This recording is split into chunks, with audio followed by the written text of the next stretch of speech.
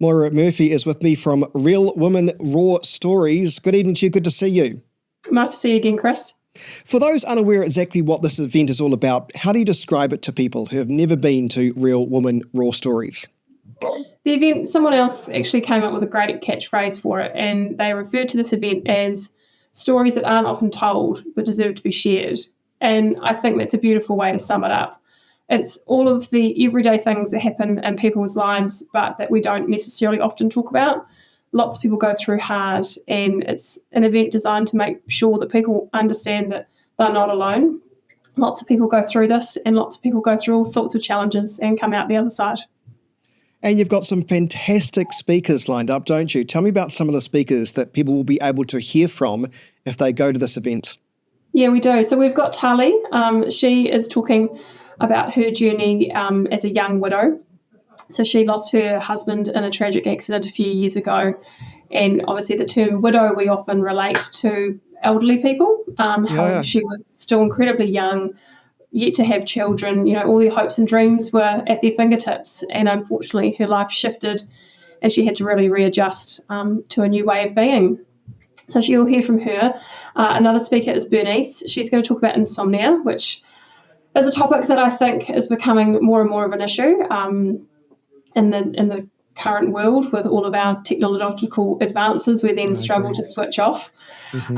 Anna Gibbons is going to be talking about, not directly about her son, but she did lose her son to suicide, and tragically, parents' worst nightmare to go through. And so she will be sharing about what happens next, what comes after, and all of the new ways of trying to help support people once they've gone through something like that, and other ways that we can support children and the teenagers with changing landscape of technology.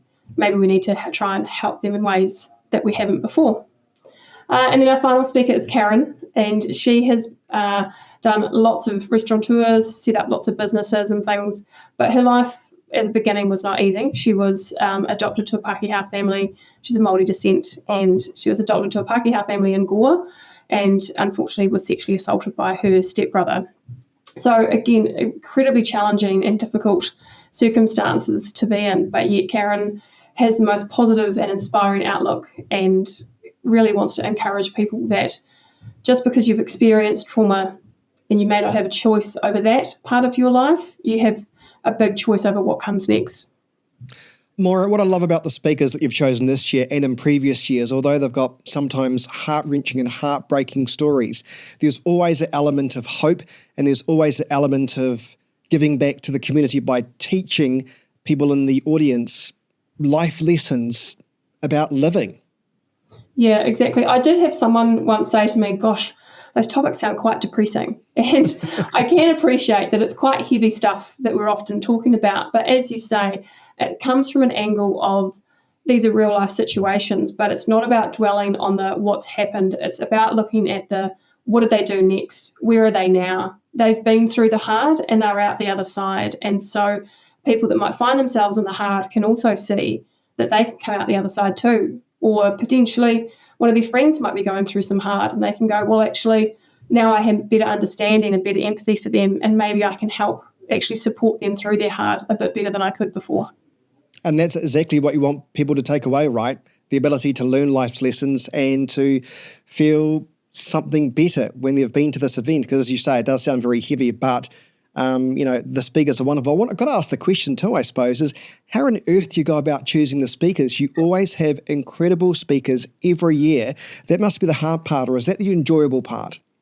Look, the women that I meet on this journey is definitely the most enjoyable part. It's incredible.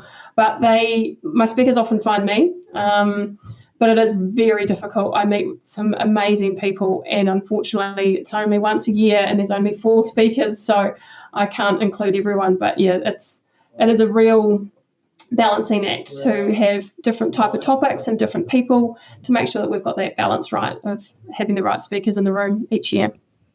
This event always sells out, so let's not leave it to the last minute like so many people in Christchurch do. If people are keen to head along, when, where, and how can they get tickets?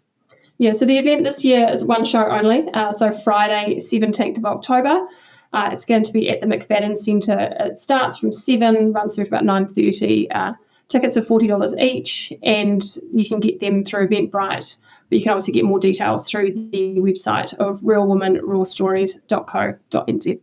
It is nice to speak with you. I'll put those details in the comment section as well. I wish you all the very best.